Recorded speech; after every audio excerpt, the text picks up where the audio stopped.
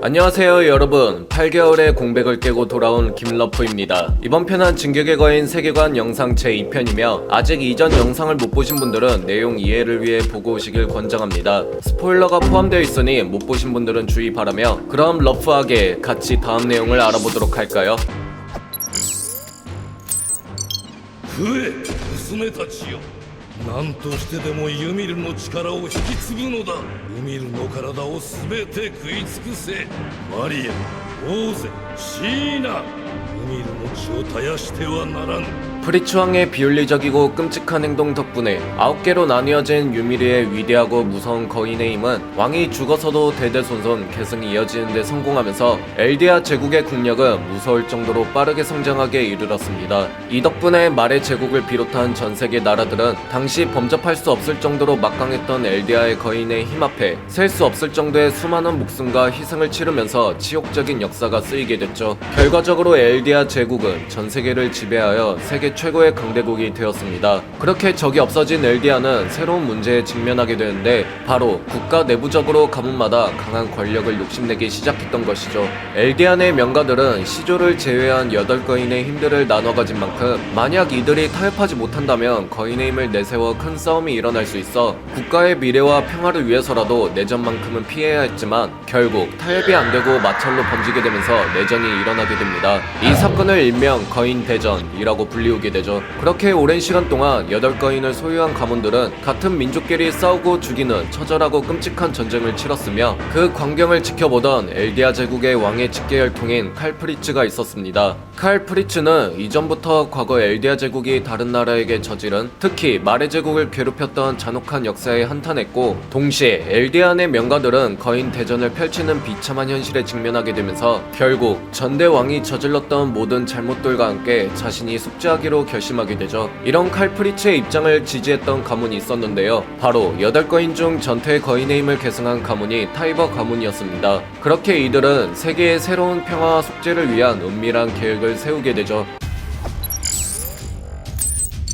이리하여 칼프리츠는 얼마 안가 엘디아 제국의 후대 왕이 되면서 시조의 거인의 힘을 계승받자마자 타이버 가문과 함께 계획을 실행하게 되는데요. 칼프리츠는 국민들에게 더 이상 잔혹한 역사의 종지부를 찍고 싶다고 선언했으며, 이러한 자신의 뜻에 동의하는 일부 엘디아 국민들만 데리고 멀리 떨어진 파라디 섬으로 이주하게 되었습니다. 그리고 왕의 뜻을 거부한 7가문과 나머지 국민들은 대륙에 남기로 결정하죠. 그런데 하필이면 이때 힘을 비축해놨던 마레 제국이 반격을 시도했습니다. 여기서 전투의 거인의 힘을 계승한 타이버 가문은 말의 편에 서게 되죠. 타이버 가문이 칼프리츠와 세운 계획은 이러했습니다. 말의 군인 중 헤로스라는 인물을 영웅으로 내세워 활약하게 만들고, 그 활약이라 함은 마치 헤로스가 엘디아 제국을 몰아내 승리를 이끈 것처럼 말이죠. 그렇게 전투의 거인과 말의 vs 7거인의 엘디아 전쟁이 일어나게 되었고, 오랜 싸움 끝의 결과는 말의 제국의 승리가 되었습니다. 결국 나머지 7거인의 힘은 말해가 지배하게 되는 동시에 기존의 엘디아 제국의 국민들은 말의 하층민이 되어 고통 속에 살게 되었죠. 그리고 계획대로 국민들 사이에서 이 전쟁의 내용이 마치 말의 군인 중 하나인 헤로스가 엘디아의 프리츠 왕을 파라디 섬으로 도망치게 만들 정도로 몰아넣은 것으로 전해지게 되었습니다.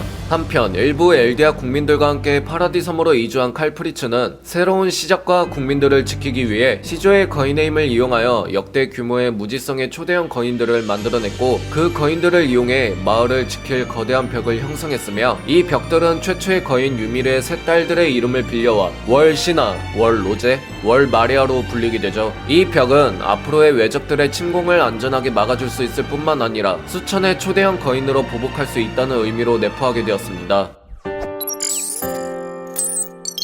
일부 국민들과 함께 파라디 섬으로 안정적으로 정착한 칼프리츠는 싸움이 없는 새로운 평화를 마주했음에도 불구하고 앞으로의 미래에 대해 걱정과 불안에 떨었습니다. 혹여 자신의 후대 왕과 국민들이 다시 한번 자신이 바라던 뜻에 어긋나는 의지를 가지게 될까봐 걱정이었죠. 그렇게 되면 엘디아는 또다시 다른 나라의 수많은 생명을 앗아가는 비극적이고 참담한 역사가 새로 쓰여지게 될 테니까요. 오히려 칼프리츠는 지금 이렇게 새로운 평화를 누리고 있는 이때 미래의 말 마레 제국이 힘을 키워 파라디 섬에 침공하러 온다면 과거 엘디아 제국이 저지른 잘못은 결코 씻어낼 수 없기 때문에 겸허히 받아들여 대응도 않고 국민들과 함께 죽음을 맞이하겠다는 입장이었습니다. 다 받아들일 테니 그 전까지 벽 안에서 전쟁이나 다툼이 없는 그동안 보지 못한 평화의 낙원을 노리고 싶었을 뿐이었죠. 이리하여 칼프리츠는 시조의 거인의 힘으로 부전의 조약을 만들게 되는데요. 저 부전의 조약이란 미래의 시조의 거인의 힘을 계승할 왕과 혈통의 후손들이 거인의 힘을 이용하여 전쟁을 하지 못하도록 정신적인 세뇌시키는 장치로서 자신의 속죄의 사상이 앞으로도 먼 미래에도 계속 이어지길 바랬던 것이었습니다. 결과적으로 저 부전의 조약으로 인해 시조의 거인의 힘을 계승해도 시조의 거인의 만능적이고 절대적인 힘을 사용하지 못하게 만들어놨죠.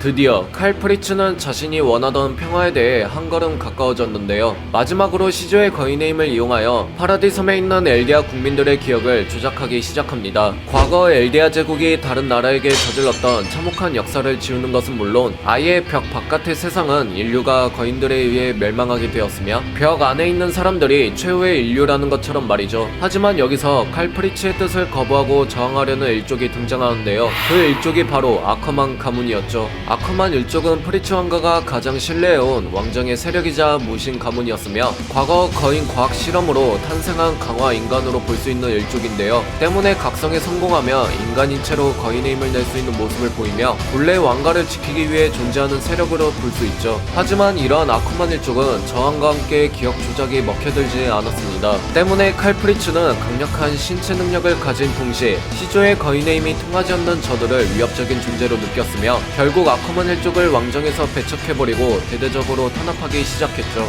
탄압당한 아커만 일족들은 이후 멸문 위기로까지 이어질 정도로 위기에 빠지며 살아남은 생존자들은 저항을 넘어 왕정을 경멸하고 증오하는 단계에 이릅니다. 이후 모든 국민들의 기억 조작을 마친 칼프리츠는 왕가의 신분을 지키기 위해 프리츠의 성을 버리고 레이스라는 새로운 가문의 성을 만들어냈으며 예배당으로 위장한 수정 동굴을 만들어 이곳에서 아무도 모르게 그리고 안전하게 시조의 거인의 힘을 계승해 나가며 숨어 지내게 되죠. 이리하여 가짜 왕과 귀족 가문들을 중심으로 이루어진 파라디 섬에 이주한 엘디아인들의 새로운 역사가 시작하게 되었으며 국민들은 벽 안에만 인류가 존재한다고 믿으며 살아가게 되죠. 한편 마레 제국은 엘디아의 역사를 거짓으로 덮기 시작하는데요. 이리하여 남녀노소 불문하고 엘디아인들은 모두 악마라는 프레임에 씌워지게 되었고 마레 제국 안에서 하층민으로 전략한 기존의 엘디아인들은 마레인들에게 많은 차별과 탄압으로 고통 속에 살아가게 되었습니다. 그리고 파라디 섬으로 이주한 프리츠 왕을 국민을 버리고 혼자만 도망간 비겁하고 악마 같은 왕으로 생각하며 분노로 이어졌죠. 이번 편은 여기까지입니다. 어떻게 재밌게 보셨나요? 그럼 저는 다음 영상으로 다시 찾아뵙겠습니다. 빠른 소식을 접하시려면 구독과 좋아요 부탁드릴게요.